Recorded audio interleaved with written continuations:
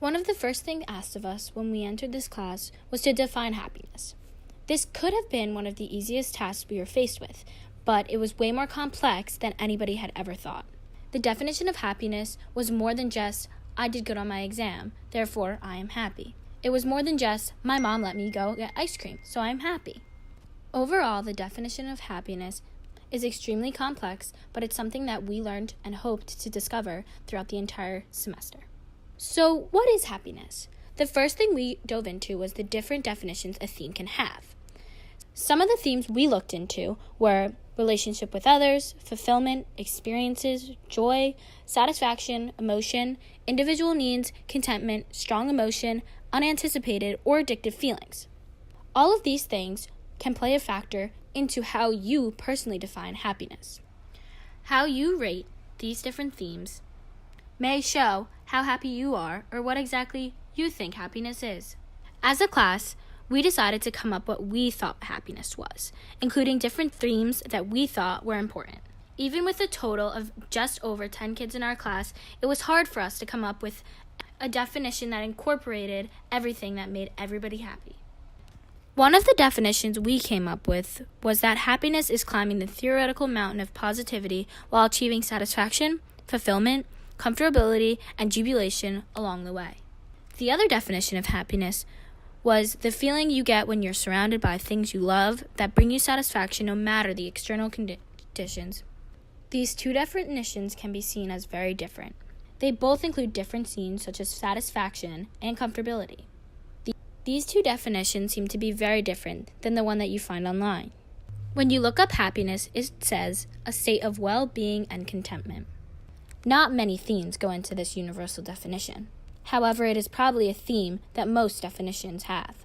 Just within the first couple days of class, we already discovered it was hard to find a universal definition of happiness. However, if there is not a universal definition of happiness, researchers won't be able to discover how we can increase happiness. After finding out it was hard to define happiness, we go back to the point on what happiness is. In class, we learned about 3 main points that make up happiness. Happiness includes your subjective well-being, which affects your balance, emotions, and moods, and life satisfaction, which is global judgment and specific domains. This was stated by Diner. Another man, Seliman, said there were 3 main parts: pleasure, engagement, and meaning. So happiness isn't just the state of being content. It also contains subjective well-being, pleasure, engagement, and meaning. In a study done by Sun Yujin and Chen Kang, they looked into what citizen happiness is based on individual characteristics. The individual characteristics of each person can alter their definitions on happiness. The research done in their studies found that family, marriage, income, living environments, and generations can all alter the themes found in each person's definition of happiness. The citizen's definition of happiness was altered through the same exact factors. This study supports what happiness is to many is easily altered through individual characteristics depending on the individual's life who defines happiness. The many different definitions of happiness stated earlier proves that it can be defined similarly and differently across many domains, which depends on the themes a person places into their definition of happiness. The many influential factors that allow a person to pick the themes of happiness depends on the person. However, as stated earlier, there must be a universal definition so that researchers can investigate happiness. Overall, happiness is not just being happy. It is accumulation of much, much more. The next question we looked into, which pertained to mostly everything we did this year, discusses where our actual level of happiness comes from. Although this seems like an easy question, just like the last one, it actually doesn't just come from you. There are many different factors that go into your happiness level, but where it comes from is your nurture and your nature. Although some believe it is strictly from nurture or strictly from nature, I believe both influence where your happiness level comes from. A part of you is definitely born with the amount of happiness you can consume, while another part is from your personal experiences in life. Some of this happiness must be nurture because nurture is the only part of your happiness level that a person can control. To start, I would like to state the definitions of nurture and nature. Nurture refers to personal experiences that you do over a short or long period of time, while nature refers to the genes you were born with To support why your happiness level comes from both nurture and nature, there was a study done that I found extremely interesting. In this study, Pursuing Happiness, the Architecture of Sustainable Change, done by Sonja Limborski and Kenya Sheldon, they researched the chronic level of happiness, which is made up of a person's characteristics during a particular period in his or her life. Their study dives into the quantity of happiness that is more enduring than momentary or daily happiness. In their study, they believe that factors that affect this chronic level of happiness is the set point, life circumstances, and intentional activity. The set point they discuss is a constant because it is established through genetics, which makes up 50% of your happiness level. Life circumstances makes up 10% of your happiness level and is also something a person cannot change. The last 40% is intentional activity, which is part of happiness level that can be changed. Overall, this study supports exactly what I believe, that a part of your happiness is from nurture and another part is from nature, because only a certain amount can be changed, as Leidenbergs and Sheldon state. Set point and life circumstances comes from nature, while intentional activity comes from nurture. Another study done by Espen Roysam and Michael Neal investigates a person's level of happiness through their health. They discuss that a part of the reason genetics contributes to your happiness is through your health. To them, one of the key factors in being happy is being healthy. Various somatic disorders and health-related conditions are obviously inherited. And Roysam and Neal say these diseases play a large role in changing the, quote, nature part of your happiness. Although this study doesn't necessarily discuss where the level of happiness comes from, it includes valid information on what your set point happiness is made up of. If you have genetically inherited a disease, this is going to affect your set point, and your set point is part of where your happiness level comes from. Overall, these two studies support how nature and nurture plays a very important role in where your level of happiness comes from. It is not just nature or nurture, it is both. Another ongoing conversation and topic that we discussed throughout the entire year was if your level of happiness can be increased. Another question that tagged along was whether state or trait happiness matters. I believe that your happiness can be increased through many different ways, some of the ways being money, religion, and mindfulness. I also believe that whether it is state or trait happiness, it matters. The factors I mentioned before, money, mindfulness, and religion, can increase your state happiness. I believe state happiness can increase and decrease very often and even change multiple times within a day. Depending on how happy you are while doing an action is your state happiness, and when this action is over, you may feel happier or sadder as a result. This state happiness depends on how you feel in that present moment. On the other hand, trait happiness is a set point and cannot be as easily changed. Trait happiness's set point is connected back where your happiness level comes from. This trait cannot be changed because it is inherited when you are born. However, I do feel that if you continue to increase your state happiness, it might alter your trait happiness because these could build up and change your happiness in the long run, which could also change your genetic set point.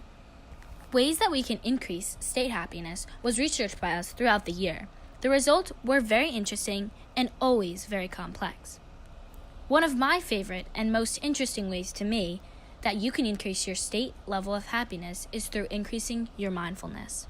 Jon Kabat-Zinn discusses what he believes mindfulness is in his study done in 2003. He states the three most important parts of the definition of mindfulness is purposeful paying attention, in the present moment, and without judgment. The way you can increase your mindfulness, which might increase your happiness, is through the act of meditation. Meditation was the act we dived into this semester. There are many different types of meditations we also looked into: breathing, body scan, loving and kindness, and observing thought. The benefits that come from meditation is more positive emotions and energy and more focused on the present. It can also release stress, which is what many of us feel. Mindfulness increases happiness as supported through the study, The Happy Face of Mindfulness. Mindfulness meditation is associated with precipitations of happiness as rated by outside observers. This was performed by Yoan Cho and Johan Carmans. Their research investigated the relationship between practicing mindfulness meditation and an individual's observed happiness. They observed that meditators looked significantly happier than non-meditators based on behavioral clips they watched of the meditators and non-meditators. Since this study observed the non-meditators and meditators right after or near the time after they meditated, it reflects their increase in state happiness. However, if you continue to increase your state happiness by meditating, this could increase your trait happiness and long-term happiness. Continuing increasing your mindfulness through meditation will increase various emotions, which is why it increases your level of happiness. Personally, I thought meditation really increased my level of happiness. I began doing it once I felt very stressed entering into a brand new school with brand new people, and after learning about it in happiness class. I practiced breathing meditation, which was one we had practiced in class, and ending up seeing lots of long-term benefits in my happiness. Not only do I believe meditation increases happiness, I think it also relieves stress.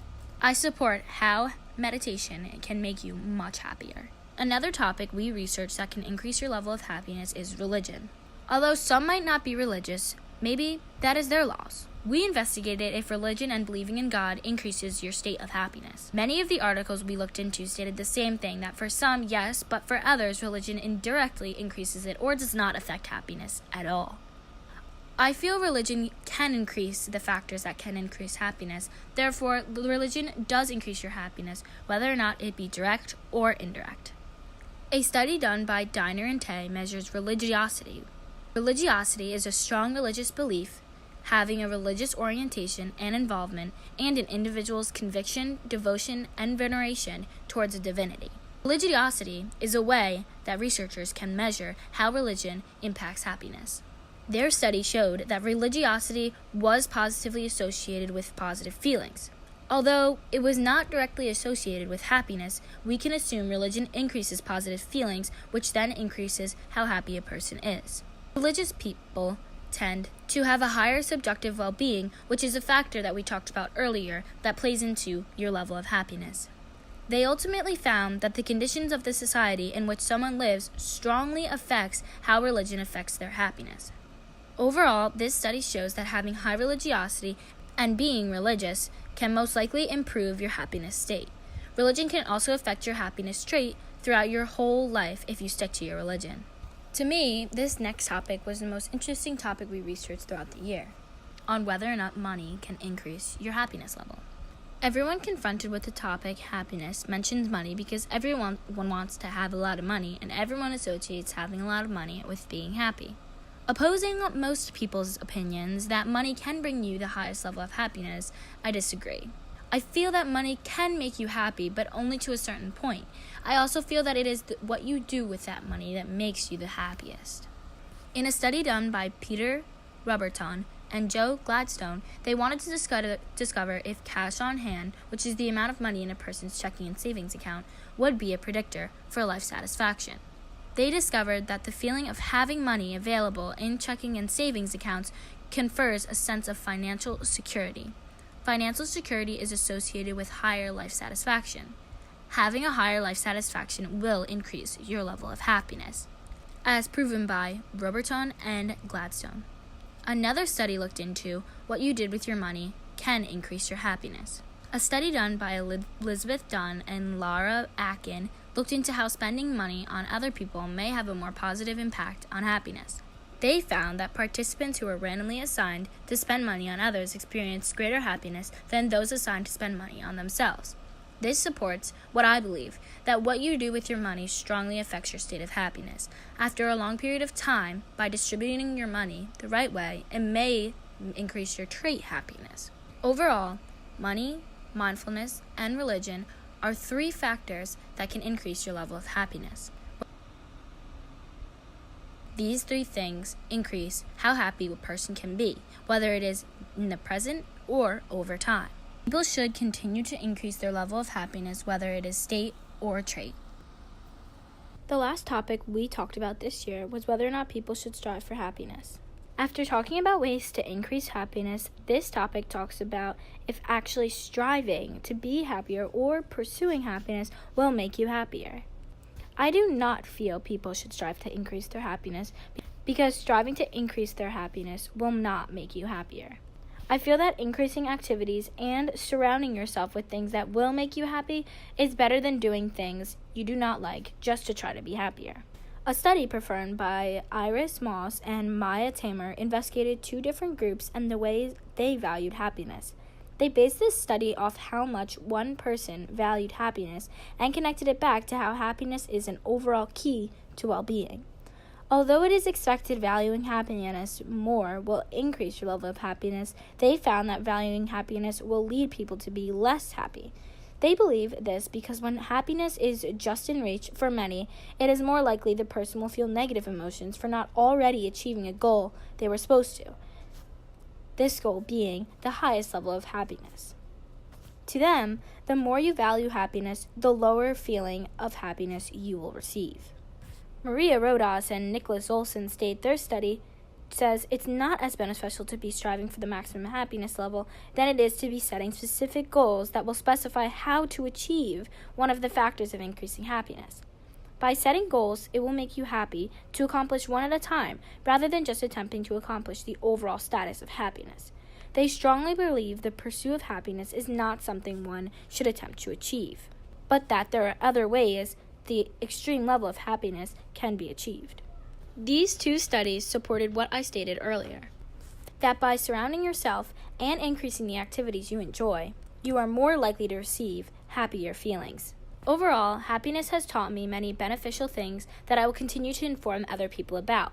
How happiness is not easily defined, and what happiness actually is way more complex than expected. I will also inform people that where the level of happiness comes from isn't just from personal experiences. It also comes from your genetics. I will also inform others that increasing your happiness is very doable, through ways that you may not think. And ultimately that striving for happiness comes naturally, and the maximum level of happiness can be achieved by just doing things you like. Happiness is a very in-depth topic and is very useful and helpful to all people.